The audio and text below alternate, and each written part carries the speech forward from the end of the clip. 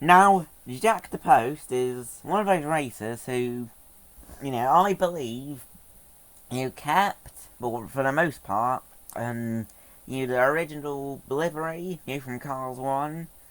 Because we take a look at, well, if you visualise Rusty Cornfield right now, didn't bring him, you forgot, to be honest, that you didn't know I was gonna use him.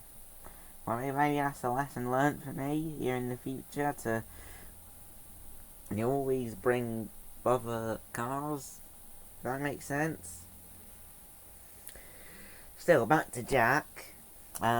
Still, I do like his design. I love this shade of purple blue. That I don't know. So it's one of my favourite Cars restock cars, and I'm not a fan of the Cars restock. Well, I'm not a fan of the Cars restock cars. I mean, Phil Tankson as well. Who else is there? Can't really think of anyone else. Still moving on. What should we do? Should we have a closer look at him? So of course he appears in Cars 3. And he races for Towcat, replacing Rusty Cornfield.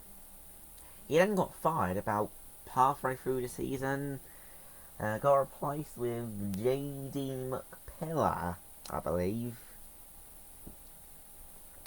So got big toe cap hitch protector, which is probably the most inappropriate sponsor in the Cars universe, because it's actually meant to represent actually never mind. I'm not gonna say it. I'm not gonna say. Still, he's got very nice on the side. Look at that. Look at that. I'm not sure how you can see that, but you should be able to see what I'm talking about. Still black rims, black light ear tyres. Still a bit of yellow stripe, little bumblebee effect, I suppose. Just the blacks in dot form, not striped form. Does that make sense? Does that make sense? I don't know. Probably. Still, look, there's a little arrow right here where my thumb is. I assume that's meant to, be for the pit crew. To see where they lift him up. And if you look here by the fuel filler cap, I think that's meant to be the product itself, which is quite nice. I like it. White window bars. There's 3 of them.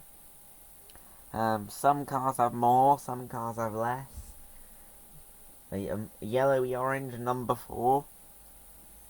Interesting font, somewhat. What are your thoughts on him? Tell me in the comments. Have a great day, folks.